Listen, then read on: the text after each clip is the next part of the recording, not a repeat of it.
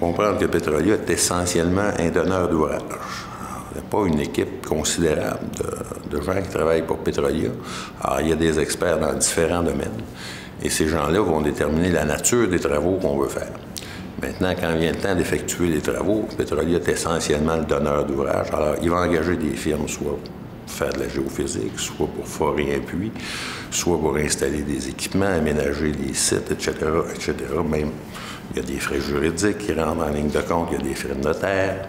Dans les fournisseurs de services, on doit faire appel à entre 30 et 40 fournisseurs de services différents. Ça peut aller du camionnage à ceux qui viennent pour les diagraphies, qui sont des compagnies extrêmement spécialisées. Il faut y faire venir de Nouvelle-Écosse ou même de l'Alberta dans certains cas. Si jamais que l'industrie développe ici, qui va faire le transport? Qui va faire les coupes de bois? Qui va faire les chemins? De où ça va venir les experts pour nous dire qu'on peut ou qu'on devrait ou qu'on ne devra pas faire ci puis faire ça? Est-ce qu'on peut oser croire que ça va être des gens qui restent autour de nous? Actuellement, tout l'équipement de forage qui existe, qui est dans l'Ouest canadien, est utilisé dans l'Ouest. Notre problème, c'est faire venir cet équipement-là. Mais le vrai problème qu'on a, c'est garder cet équipement-là au Québec. Puis qu'on sait, actuellement, on connaît beaucoup de monde en Gaspésie qui travaille dans l'Ouest canadien.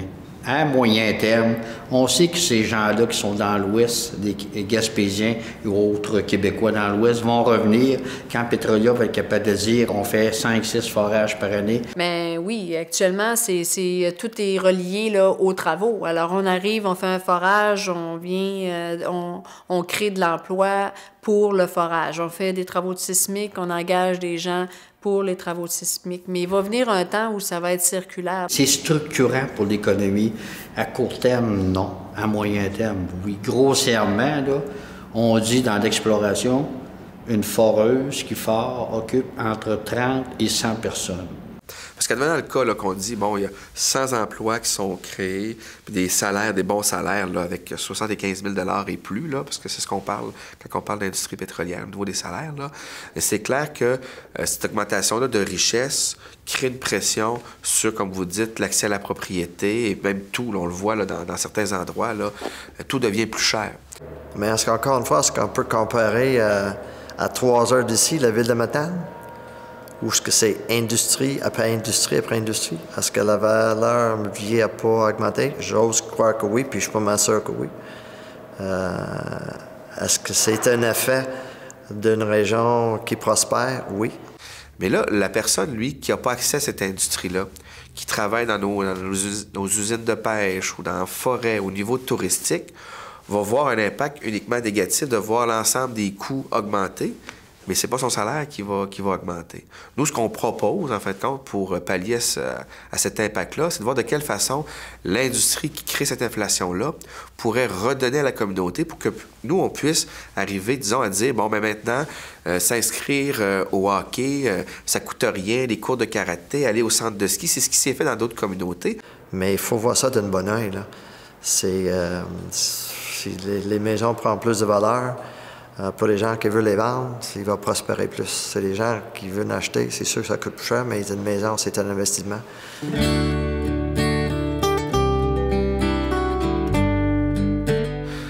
Je pense qu'on a autant de potentiel au niveau touristique qu'on peut en avoir au niveau pétrolier.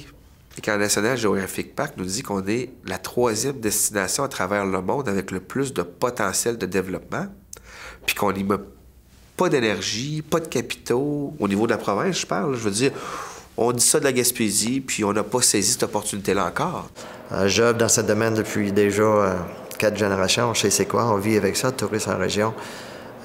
Mais sauf que c'est de plus en plus dur, de plus en plus difficile, on peut dire, mais les emplois durables, ça crée une autre dynamique pour la région, puis je compare beaucoup à la région, sa Côte-Nord présentement, c'est une économie phénoménale.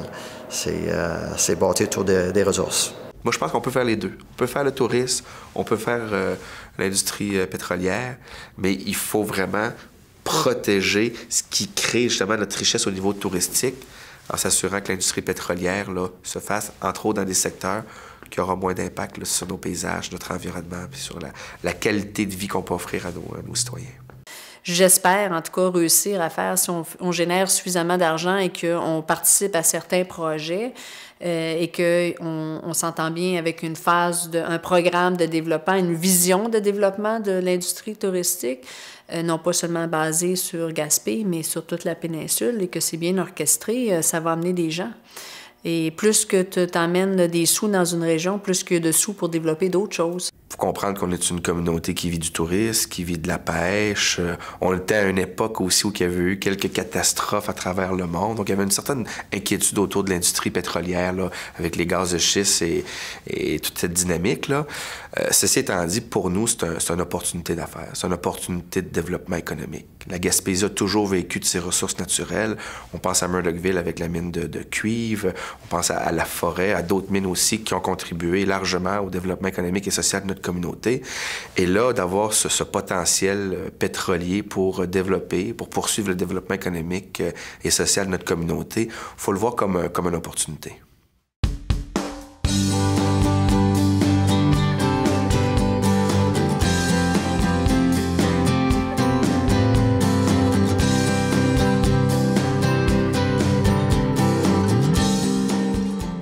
Lors du dépôt du budget pour l'année 2012-2013, le gouvernement du Québec a modifié le régime des redevances sur la production pétrolière. Il a également établi des mécanismes pour augmenter la participation financière du Québec dans certains projets. Précédemment, le règlement sur le pétrole, le gaz naturel et les réservoirs souterrains prévoyait des redevances sur le pétrole produit variant entre un minimum de 5 et un maximum de 12,5 %. Ce budget a modifié de façon appréciable ces taux. Les redevances sont maintenant déterminées à la fois par la valeur du pétrole sur les marchés et aussi par la productivité quotidienne de chacun des puits. Le taux minimum demeure à 5 % alors que le taux maximum peut maintenant atteindre 40 %. Le régime des redevances sur le pétrole produit au Québec se compare donc maintenant au régime que l'on retrouve dans d'autres provinces du Canada. On a un défi énorme au niveau des finances publiques, là. C'est clair, un enjeu énorme, là. Je veux dire, puis il faut s'attaquer à cet enjeu-là. Puis effectivement, la mise en valeur de nos ressources naturelles pourrait permettre de relever le défi pour maintenir nos services de santé, maintenir nos services d'éducation, maintenir la qualité de vie qu'on a. Mais il faut bien le faire, puis pas à n'importe quel prix, puis pas non plus en hypothéquant notre environnement ou en hypothéquant les générations futures. Il faut penser aussi à cet impact-là de la mise en valeur de nos ressources naturelles à long terme.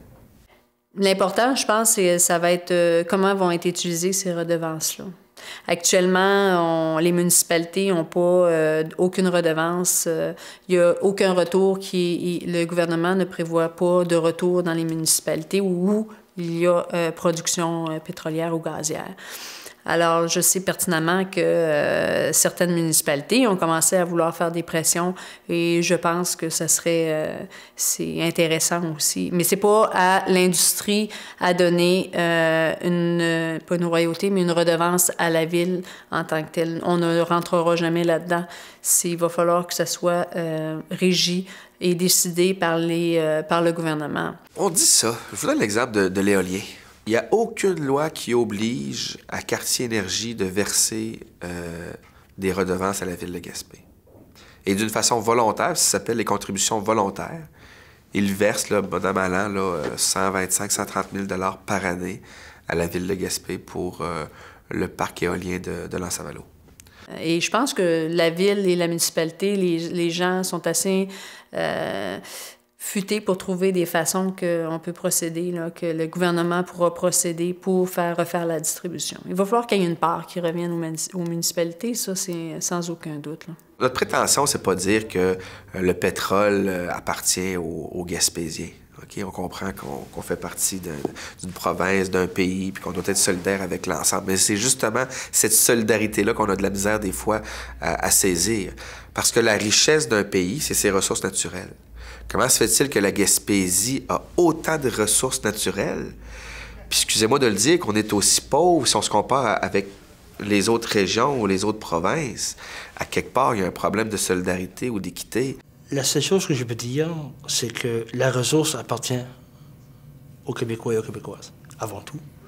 Et le gouvernement est responsable de gérer ça intelligemment, pour le bien de l'ensemble de cette population-là. Moi, ce que je souhaite, c'est que le Québec se réapproprie ou s'approprie ses ressources naturelles, en devient propriétaire, gestionnaire, qu'on ait la maîtrise d'œuvre de ce développement-là, comme on le fait en Norvège. En Norvège, c'est le gouvernement norvégien qui a le contrôle sur sa ressource. Évidemment, il faut s'associer avec le privé pour faire les travaux, pour faire le développement. Puis à ce moment-là, le privé retire son épingle du jeu en faisant des profits, puis on a besoin de l'expertise du privé. Mais il faut que le contrôle de notre ressource naturelle, le contrôle de notre pétrole appartienne aux Québécois et aux Québécoises. Avant le dépôt du budget pour l'année 2012-2013, le ministre des Finances du Québec disposait d'un fonds de 500 millions de dollars pour favoriser des prises de participation dans certains projets miniers. En 2012, le ministre des Finances a annoncé qu'il doublait ce montant, qu'il incluait les secteurs des hydrocarbures et qu'il créait Ressources Québec, une filiale d'Investissement Québec pour gérer ses participations.